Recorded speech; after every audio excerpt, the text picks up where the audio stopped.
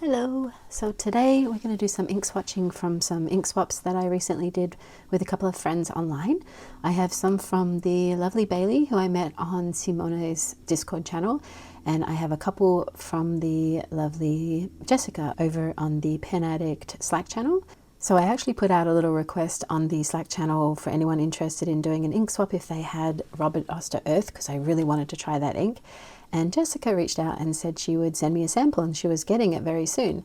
And if I could just wait a couple of days, and I was like, that's amazing, I'll totally do that, but we have to do an ink swap because you can't just send me a sample. So she said she has too much ink, so I ended up sending her a couple of little stickers from my sticker shop. So that was very generous of her, so that was lovely. So I'm really excited to try those. So I am going to do my swatches on Kokuyo paper. This is the Sarasa paper, which is really good for ink sampling. It shows a lot of shading and shimmer and sheen, so I love this. And it also goes into my little ink binder, so it's easy to keep track of. So I have all my samples ready in this little styrofoam sort of recycled vial holder here, and I also have my paintbrush, which I like to use, which is a watercolor number 2, which is very small. It only holds a little bit of ink or watercolor, but I think it's great because it sort of runs out by the time you finish a swatch, so you get to see the highly saturated area and then just sort of a less saturated area, which kind of shows shading and color shifting, which I love. And then I'm just using my Sailor Hakoro dip pen in medium, which I like, and I find this is fairly accurate. It's a little more probably wet or saturated than a normal fountain pen, but it does come really close, and so it's super easy to clean, so you can move on and swatch pretty fast, and it's one of the more accurate representations of the ink that I could find. I have actually sort of compared it to one of these carousel pens from First Will Press, and it's the writing experience when this is inked up is very similar to this. It's a little probably drier, but not by much. You just have to make sure you're not putting too much ink down when you're using this guy. Yeah, so let's get started. All right, so our first one is Kobe 57 Hydrangea. So Bailey and I did 6 samples that we knew about. We looked at each other's fountain pen companion sheets and sort of chose which ones we really wanted to try, and then we sent each other 3 samples that were a surprise. So this one is a surprise, and I'm very excited about it. She said it was one of her favorites, so I am excited to try it out, and I really do like Kobe inks. I've only tried a couple, but they've been very nice so far. And this one looks amazing. Whoa, that's a very vibrant purple. Oh, that's so beautiful. And then I'm just drying my paintbrushes off and my little pen with these lint-free towels, which I think are great because they don't leave any sort of fibers in your tines, so I love those. Oh, look at this. As it's drying, we've got some sort of darker purple haloing and then the lighter sort of pink tones in there. Yeah, I can see why it's one of her favorites. As it's drying, it's so interesting. Okay, so the next one is another surprise ink. This one's Teranishi Innocent Mauve. Oh, I love Teranishi. I'm excited to try this. I tried their Nostalgic Honey, and it was actually a lot oranger actually than I thought. I really like it, but it's really quite vibrant. It was a bit of a surprise. The samples I had been seeing across the pen community seemed to be a little yellower and less vibrant, but yeah, it's really bright, and I think I have it either in my SD or one of my other pens, but yeah, I quite like it. Oh, I just inked that. You know what? I'm going to write it because I inked it up anyway because I was talking and my brain was somewhere else. All right. I always say I'm going to swatch from the right, but I think just years of training of writing left to right, I just can't break the habit, even though it would be better for all of us if I started over there because I'm going to smudge it. But I just keep doing it. Ooh, wow. So this is quite dark, quite saturated here, and then where there's less ink, it's sort of a pinky wineish color. That's really lovely. All right, so oh, this is one that I requested. This is Mont Blanc Toffee Brown. I love brown inks, and I find it very hard to resist asking for a sample of one, even though I have probably several hundred different brown inks already. But I need to try them all, I guess. I don't know, I can't say no. And so when I see a new one, I want to try it. And I know there's people out there that really don't like brown inks. Well, I kind of messed up this swatch. Sorry, guys. I didn't pick up enough ink at the beginning, but... Ooh, it's quite lovely. So it's a little bit red leaning, this one. Definitely not in the yellow browns or the green browns. It's a much warmer brown. Ooh, that has some lovely shading. I wonder if I'm going to confuse myself if I start over here. I'm gonna do it. I'm gonna try. Doesn't really matter what order I'm doing it in, but this one is another one that I requested, and it's Robert Oster Charred Hickory. Hickory is sort of, to me, makes me think of a bit more of a warm brown. So let's see. We have a plain overhead. Sorry if that's distracting. Ooh, yeah. Ooh, that's quite similar to Mont Blanc. Coffee brown. I am not having a good time picking up enough ink on these swatches today. So, Robert Oster. Do people say Robert Oster or Robert Oster? I say Robert Oster. And I am Australian, but I've never heard that last name before, so it's not a familiar one to me. To say it in the Australian way, I would have no idea. But I always just say Robert Oster. Hickory. Ooh, that one's yummy. So yeah, this is definitely more red toned than the toffee brown. This makes this one look yellower, but yeah, this is definitely more into the burnt orange almost. And I like to sometimes when I'm drying this, take the nib off because some water gets in there and it will sometimes creep into your ink sample, or when you're writing it'll sort of drip down. That one is yummy. All right, so then we have Robert Oster Sepia Nights. Oh, I don't think I asked for this one either. Oh, how exciting. Okay. This one definitely looks a lot darker. Sepias tend to be kind of, have a little bit of a green base sometimes. So let's see. Oh gosh, I definitely picked up enough ink this time. Yeah, so this is a darker, richer, chocolatey brown. Still leaning into the red actually, not into the green. If I do have some sepias that are definitely more in that cooler green area, but this definitely leans more into the richy red, deep brown color. Oh, I really like this, and it's such a dark sepia as well. Sepia Nights, because it's sepia at night. That makes sense, I guess. It's always interesting, isn't it, when you're swatching out these inks and they have so much variation, and it is sometimes disappointing when you put it in a pen, depending on the nib size, you don't get all of this luxurious shading and color shifting and all that kind of stuff. So I love it when you can actually, like this Mont Blanc, you can see that shading in there. And the hydrangea has a little bit of haloing around the letters.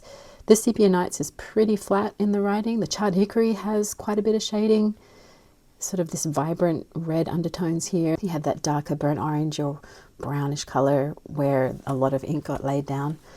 But it tends to be more of a consistent write when you're with the fountain pen. This sort of fluctuates with the amount of ink that's being laid down and how hard you're pressing and all that kind of stuff. So you definitely get more, I would say more variation sometimes when you're using a dip pen.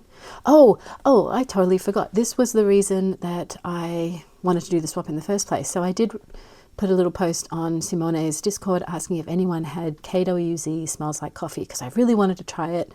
I love coffee. I can't drink it because it doesn't agree with me, but I love the smell of it, and I really just wanted to try the smell of it. And I'd seen the color and I thought the color looked beautiful. So I wanted to try it and just see actually how it performed as well as a scented ink, because some scented inks kind of act weird, like the Diamine ones, they sort of bleed with the additive that's in there. So I just want to try this out. I'm going to smell it.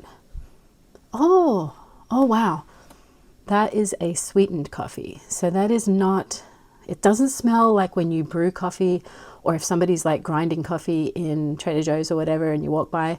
It's definitely like more of a coffee candy, like those Turkish coffee candies that you can get, or sort of like a very sweet iced coffee or something like that.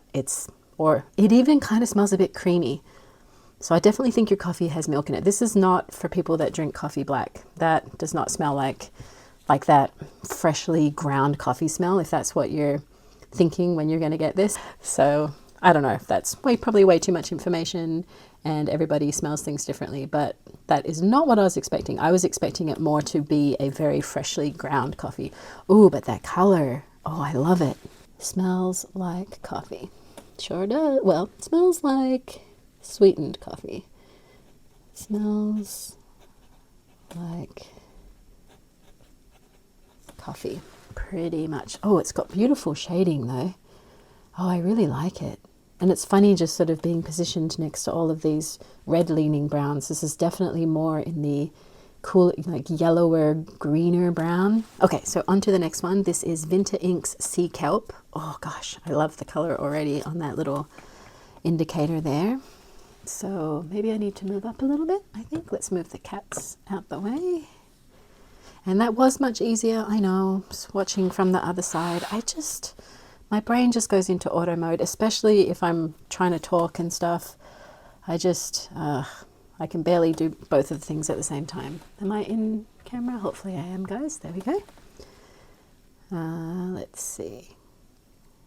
Oh gosh, isn't that beautiful? Oh my gosh, I love that. I'm really into greens right now. I'm really into these fresh kind of seaweedy greens. Oh, this is sea kelp. Yeah, no wonder that word came to my brain. But it's really beautiful, and it has some really good depth in this saturated part here. I wonder if it's a good shading ink. I'm not sure yet. We'll have to try it out. And again, you never know till you really put it in a pen. You can do all this swatching and whatever and get a hint of it, but really depending on the feed, how good the feed is, the nib width, you really don't know. And so this is kind of helpful and yet not super accurate at the same time, but it sure is fun. I really love swatching. Oh yeah, there is some shading in this. So let's see, this is Sea Kelp. It looks a little bit maybe like Robert Oster Detox. Maybe Detox is a little muddier. So the next one we have is, ooh, Ink Institute Electric Blue Spider Lily. Oh, I did request this one. This one I think is going to be really lovely. I think it's quite a lightly saturated ink. So I don't normally like to write too much with these, but I love doing artwork, especially if it's sort of duochrome or, you know, multi-shading or anything like that. Oh, isn't that beautiful? Oh, it's so light. It's barely there when we're getting to the end. Oh, and you can already see it changing. Oh my gosh, that is beautiful. It has this blue, vibrant blue haloing. It has purple. It's got some pink in there. It's writing a little darker than I thought. Ink Institute. This is a long name. It's a little bit like Sailor Haha, maybe? A little purpler. And the last one we have is Diamine Masquerade, and this one has shimmer, so I left it to the end here.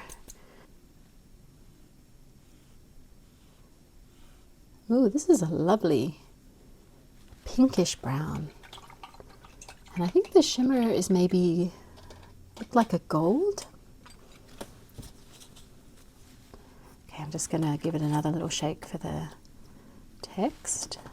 And I left out an E, even though I looked at it. Masquerade. Well, that's a mess. Well, that's typical of me. I am just a terrible speller, and I can't seem to, like, I'll look at it a bunch of times and I just can't seem to remember it. But that one is delightful. It's a beautiful pinkish brown with a ton of shimmer, which kind of, I think is gold. Maybe it's a little bit of a copper shimmer, actually. Yeah, because it's not as cool as the gold. It definitely is a little warmer. Okay, aren't they lovely? What a lovely selection. Thank you, Bailey. I really love all of these, and I love the surprise ones that you gave me too. The surprise ones were the Hydrangea, the Innocent Mauve, and the Sepia Nights. So wonderful choices. All right, so the other three inks I wanted to sample are the ones from Jessica, and the first one is Robert Oster Earth, which is the one that I had asked to try. So I'm very excited about this. Let's see what this one's like. Okay, I'm going to start over here. Okay. Ooh, it's a lovely sort of olivey army green. But I do believe it has some shading on here, which makes it very interesting, or it dries a little browner. Let's see. You can already see it changing. There's some haloing going on here. Oh gosh, it is lovely. All right.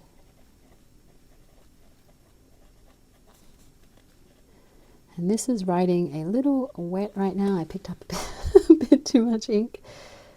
So Robert Oster Earth. Wow, that is a really interesting ink. Where it's already drying here, it's quite brown, but you can see this haloing around here, which is almost sort of grass green. Oh, I did want to put a little bit on the top here.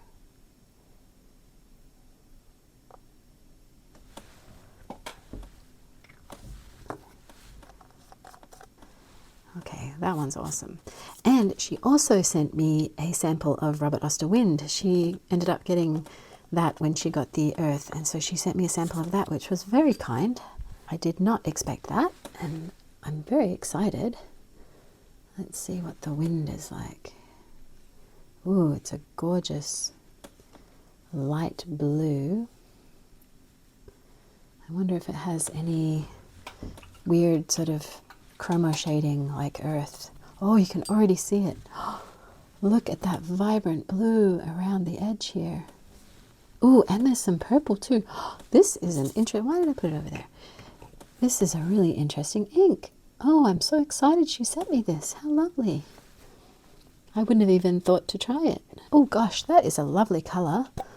It's got the sort of lighter blue in here and some purple for sure, where it's drying in the middle. I really like that color.